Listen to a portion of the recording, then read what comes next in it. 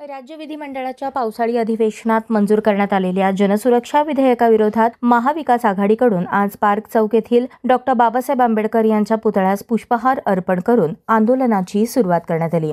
शहरी नक्षलवादाचा बिमोड करण्याच्या नावाखाली विरोधी पक्षाचा आवाज दडपण्यासाठीच हे विधेयक मंजूर करण्यात आले, असा आरोप महाविकास आघाडीच्या नेत्याकडून करण्यात आला. या विधेयकाविरोधात काँग्रेस, राष्ट्रवादी काँग्रेस, शरद पवार गट, शिवसेना, ठाकरे गट, माकप, भाकप, शेकाप यांच्यासह अन्य समविचारी पक्ष या आंदोलनात सहभागी झाल्याचे पाहावयास मिळाले.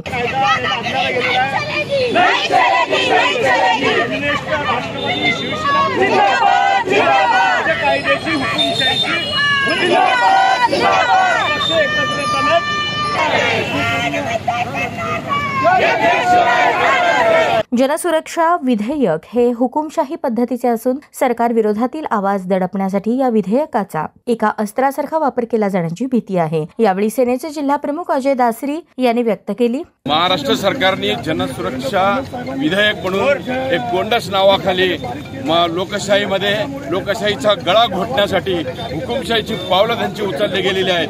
आणि हा जो जनसुरक्षा कायदा जर अंमलात आला तर सर्वसामान्य नागरिकांची गळचेपी होणार आहे आणि या भारत देशामध्ये महाराष्ट्रामध्ये हुकुमशाही आल्याशिवाय राहणार नाही. आणि हे हाणून पाडण्यासाठी जनसुरक्षा कायद्याच्या विरोधात आम्ही हा जो विधेयक आहे तो त्या विधेयकाची होळी करण्यासाठी शिवसेना, काँग्रेस, राष्ट्रवादी आणि भारतीय कम्युनिस्ट पक्ष, मार्क्सवादी कम्युनिस्ट पक्ष सर्वांनी मिळून आम्ही या विधेयकाच्या विरोधात आम्ही पावलं उचललेली आहेत. आणि आमचा हा जो आंदोलन आहे संपूर्ण महाराष्ट्रामध्ये शिवसेना पक्षप्रमुख उद्धव बाळासाहेब ठाकरे यांच्या नेतृत्वाखाली हे आंदोलन चालू आहे. आणि महाराष्ट्रातली तमाम जनता हे विधेयक आणून पाडल्याशिवाय राहणार नाही. नक्षलवादाविरोधात सध्या अस्तित्वात असलेले कायदे कठोर आहेत, त्यामुळे वेगळ्या कायद्याची गरज नाही. या कायद्यानुसार कोणालाही अटक करण्याची, तुरुंगात टाकण्याची तसेच संपत्ती जप्त करण्याची तरतूद करण्यात आली आहे. हा काळा कायदा हाणून पाडण्यासाठी विरोधी पक्षांनी वज्रमूठ केली आहे, अशी प्रतिक्रिया माकपचे ज्येष्ठ नेते आडम मास्टर यांनी दिली.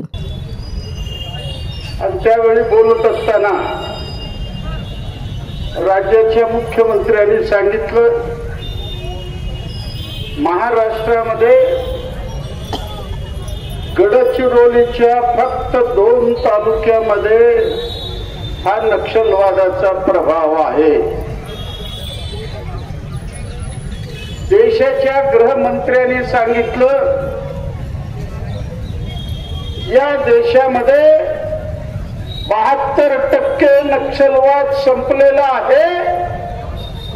31 मार्च 2026 पर्यंत आम्ही संपवणार असं गृहमंत्र्यांनी जाहीर केलं.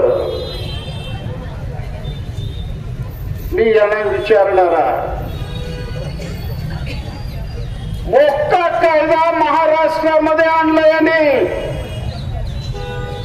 2 तास उभारून विचारलं मी सरकारला, हा मोक्का कायदा नावाला गुंडगिरी संपवण्याचा प्रयत्न असला तरी अनेक सज्जन माणसं भरडले जाते. त्यानंतर देखील फडणवीस सरकारने हा जनसुरक्षा कायदा मागे घेतला नाही तर 2 ऑक्टोबर रोजी राज्यभर आंदोलन केले जाणार असल्याची माहिती शहर काँग्रेसचे सर्व पक्ष एकत्रित झालेले आहेत. सर्व पक्षांनी ठरवलं की हा जो GR आहे तो जाचक आहे. जनसुरक्षा कायदा रद्द झाला पाहिजे म्हणून आज लीड घेतला. जे सर्व आडम मास्टर, आमचे शिवसेनेचे सर्व नेते, राष्ट्रवादीचे सर्व नेते, काँग्रेस पक्षाच्या आमच्या नेत्या प्रणिता शिंदे यांच्या मार्गदर्शनाखाली आम्ही सर्वजण आज हा जो कायदा आहे त्याची होळी करण्याकरता सर्व आम्ही या ठिकाणी जमलेलो आहात. पूनम गेटवर ह्या कायद्याची, जनसुरक्षा कायद्याची होळी होणार आहे. महाविकास आघाडीचा विजय असो, महाविकास आघाडीचा विजय असो, महाविकास आघाडीचा विजय